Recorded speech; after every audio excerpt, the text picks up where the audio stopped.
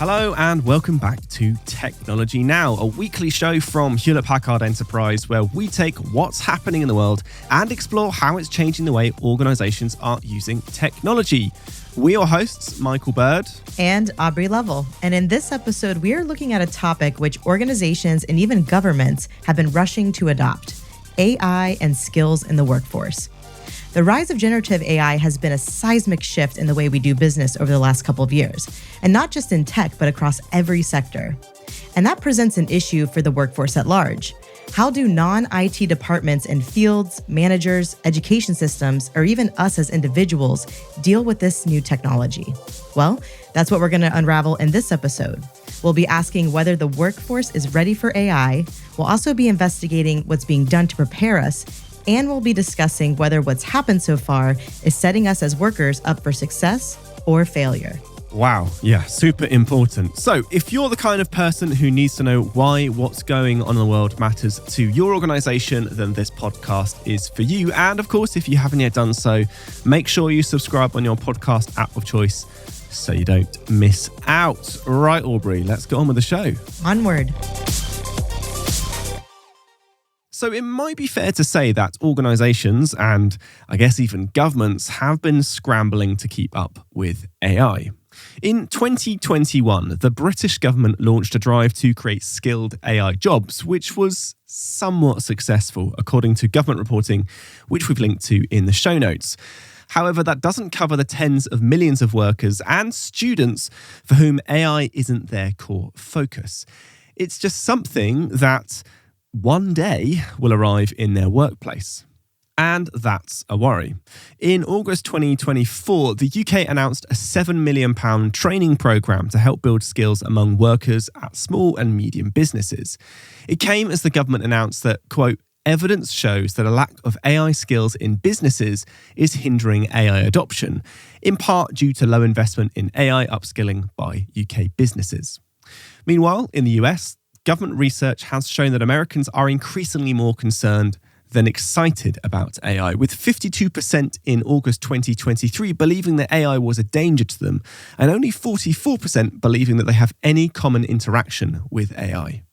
That's a worryingly low level of understanding and AI literacy, according to the report, which again, we've linked in the show notes. So how serious is the problem? Where do the gaps lie? And who is responsible for upskilling us? And what can be done about it? Well, Michael, I've been speaking to Dr. Erin Young. She's a project co-lead and research fellow in public policy at the Alan Turing Institute. Really great conversation, and they are dedicated to solving societal problems with technology. So, Erin, we know that with AI, it's the big topic of conversation.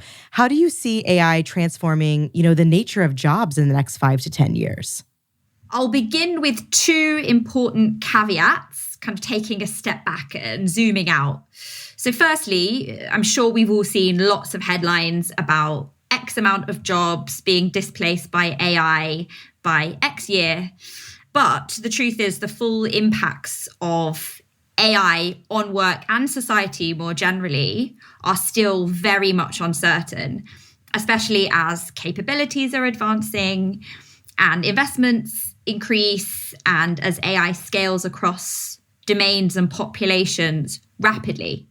But what is certain is it will absolutely depend on the choices and decisions made around design, development, and adoption, including the policies and principles implemented by organizations, governments, and individuals. And then my second caveat is the term AI is, of course, a massive umbrella, and changes in the labor market will look very different across different technologies, applications, domains, and sectors across healthcare and media and education, energy and transport. Forms of AI have actually been used for decades in certain industries like finance.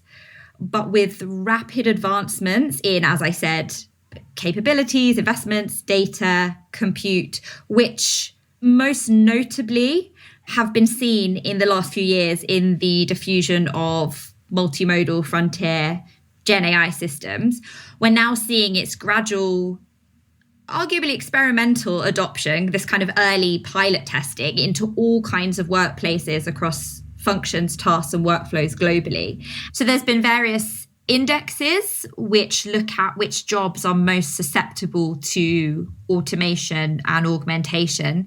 And interesting assessment I read by the IPPR of 22,000 tasks in the UK economy and how exposed they are to automation found that 11% of tasks are already exposed to Gen AI, and that this could increase fivefold as AI systems are more deeply integrated into organizational processes. And yes, this has understandably brought with it widespread discussion and indeed often anxiety around the potential for AI to take jobs or displace workers entirely. I read there was an interesting 2024 Gallup poll which found that nearly 25% of workers worry that their job will become obsolete because of AI. But in contrast to lots of headlines, and as I said again, depending on human choices and actions and the kinds of levels of trust we have in the technology, what I think is more likely is actually much more nuanced in that we could see AI changing the nature of work in the next decade. So what I mean by this is we'll see, yes, some jobs automated, but also maybe some job roles will merge. For example, product manager and product developer will become one job. New jobs will be created. For example, AI safety consultant, we're already seeing this job advertised. And I think mostly above all, we will see our workflows augmented by AI. And as a society, are we prepared for that? If not, what should we be doing to kind of embrace this kind of change? Yeah, very good question. So in response to your first question, as a society, are we prepared? In short, not yet. There is a widespread lack of AI readiness, or what we sometimes call AI preparedness globally, varying significantly across populations and regions. And then, of course, the same is true for organizations and businesses. And in particular, AI skills pipelines really haven't kept pace with the technology. There was a survey by a lead cloud computing and infrastructure platform that found that 75% of employers, so about 3 in 4, can't find the talent that they need for their AI augmented workforce. And then some other research by Hayes in 2023 found that more than half of the employees they surveyed don't believe that they have the right skills to confidently use AI in the workplace.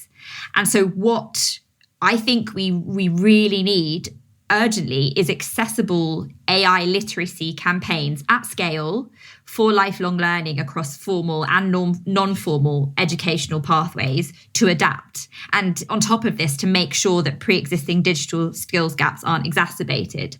This doesn't mean only learning technical skills applicable in the workplace, although of course this is important. It's about much more. It's about understanding the implications of AI, knowing how to use AI responsibly and practically, thinking critically about where are the greatest opportunities and where might the most significant individual and socioeconomic risks and harms surface, and how do we mitigate them and manage them to reap the benefits. And what's crucial is this is not only for people as workers, but as consumers and citizens. So yes, of course, this is about ensuring that negative impacts on employment are mitigated, but it's also educating people technically or otherwise about, for example, building and deploying AI in line with human values and rights, and building safeguards against its misuse, for example, in disinformation, ensuring we understand and can make decisions about how our data is used to train models, so including data privacy,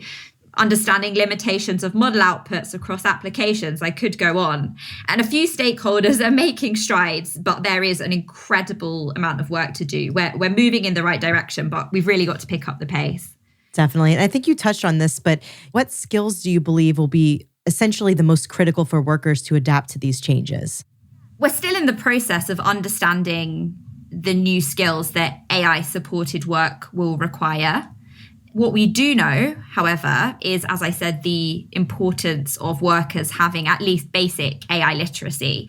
There are some really interesting emerging AI skills and competency frameworks and AI literacy curricula, but we really need kind of new agile skills taxonomies for citizens and workers alongside these. I think some of the most critical skills will include data processing, programming, then extensions to what are already framed as digital media data literacy. So as I said, understanding how the AI works, thinking about risks and challenges. Then also making sure that we're honing what are sometimes called our human-centric skills, so critical thinking and empathy and interpersonal skills. I think on top of this as well, the need for adaptability, so honing our resilience and kind of willingness to learn new skills, and then making sure we're also focusing on decision-making skills, how to judge model output, draw conclusions, making sure that we're not over-relying on the technology and experiencing some kind of skill atrophy, and always thinking about how we collaborate with other humans, but also technologies. That's a good point. I mean, I think when you think about governments, right? Governments, companies, educational institutions, what should they be doing to ensure that young people and workers are prepared for an AI economy? Is that something that they've started to effectively look at this in terms of planning and trying to integrate? Yes. So many governments and organizations absolutely broadly recognize the need for proactive measures. And countries like the UK, USA, those in the EU are making progress with AI strategies and policies and regulation focused on principles like safety, privacy, transparency. Some governments, including the UK, are also promoting AI education and reskilling initiatives through funding provision. And then there are large corporations, especially big tech companies, that are increasingly stepping up in-house as well as external training programs aimed at building foundational AI skills and bridging current skills gaps. I think they're kind of seeing upskilling and reskilling as an investment rather than just a cost, which is great. But we're definitely seeing a gap between major corporations and smaller businesses in this. These are all great moves, but I think what is really needed is a sustained, multifaceted, multi-stakeholder, international, interdisciplinary, agile approach to policy and practice.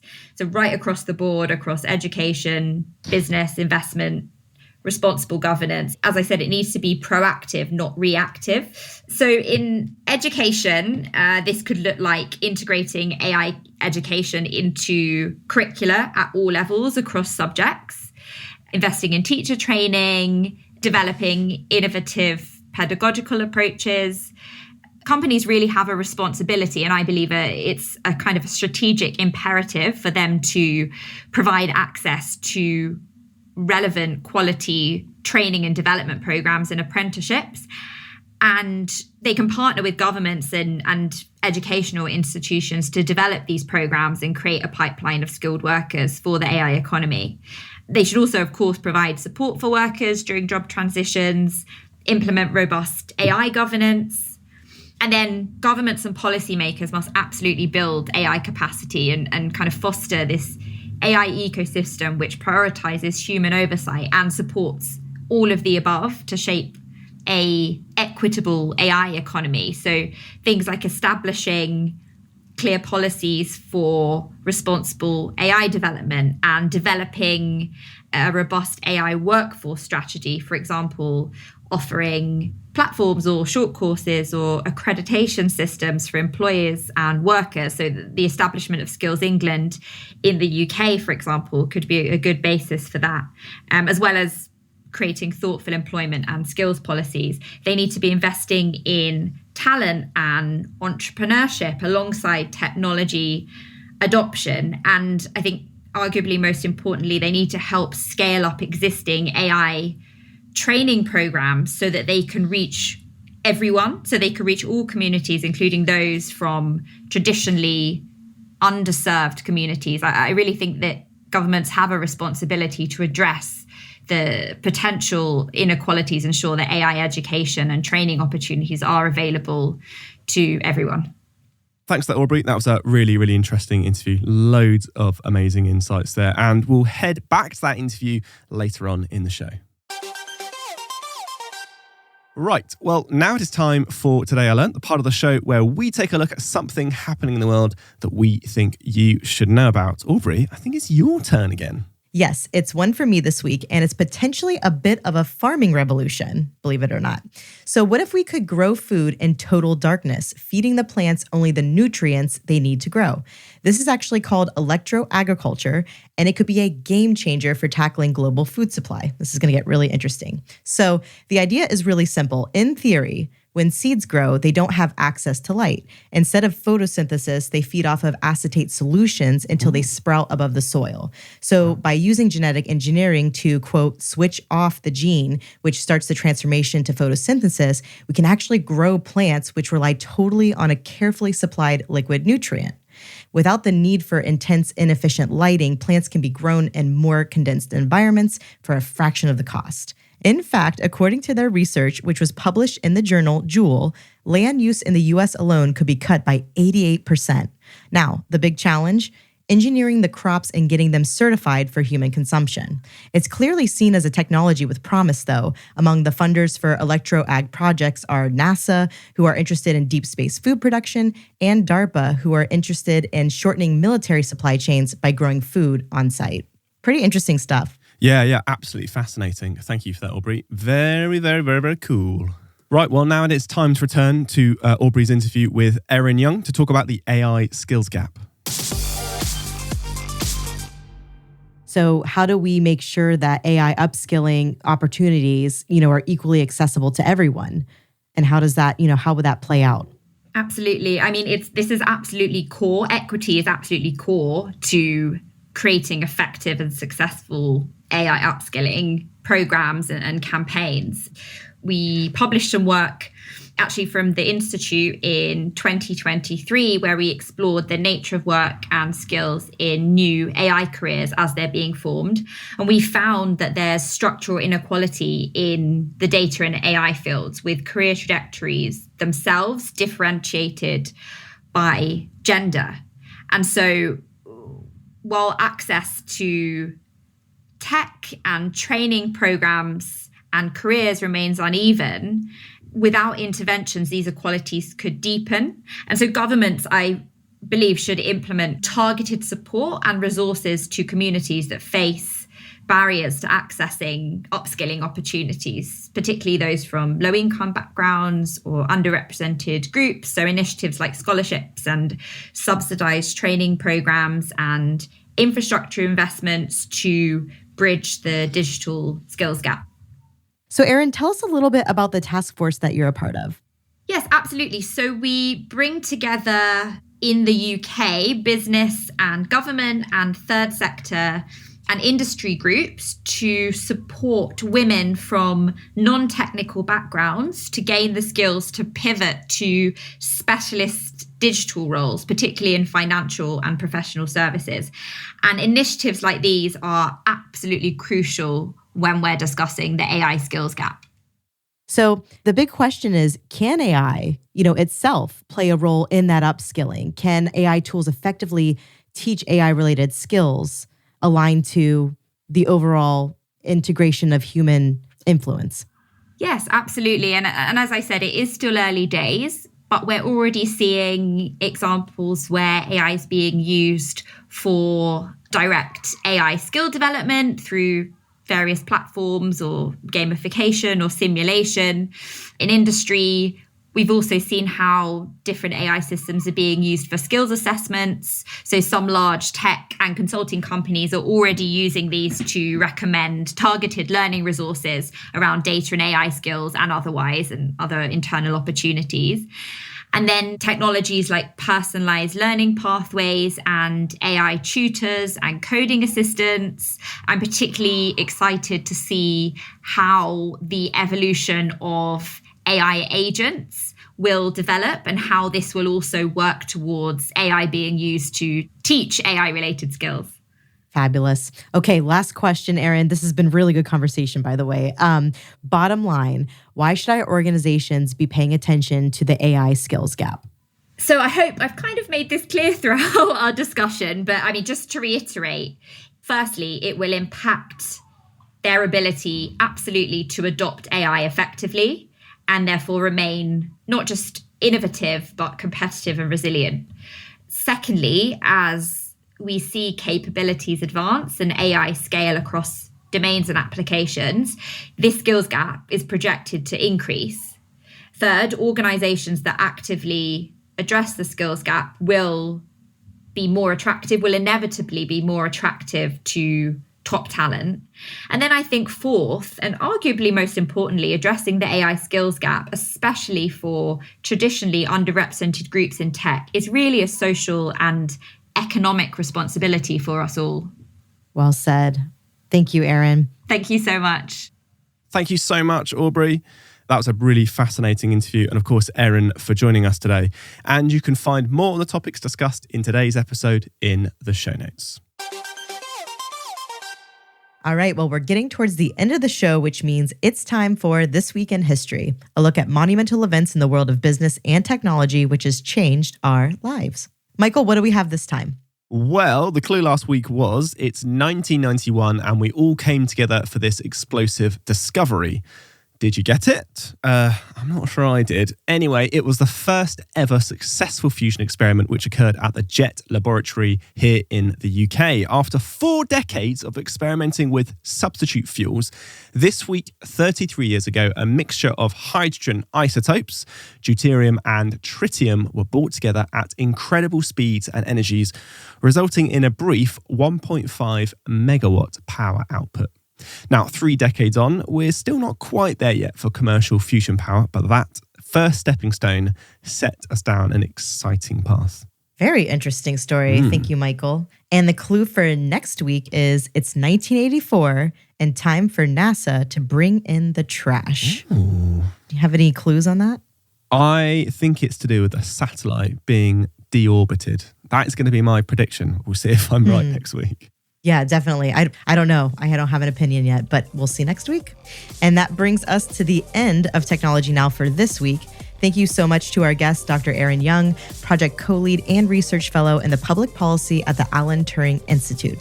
And to our listeners, as always, thank you so much for joining us. Technology Now is hosted by Aubrey Lovell and myself, Michael Bird, and this episode was produced by Sam Dattapaulen with production support from Harry Morton, Zoe Anderson, Alicia Kempson-Taylor, Alison Paisley, and Alyssa Mitri.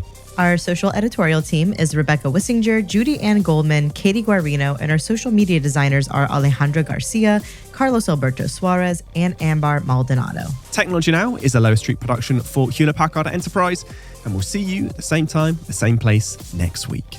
Cheers.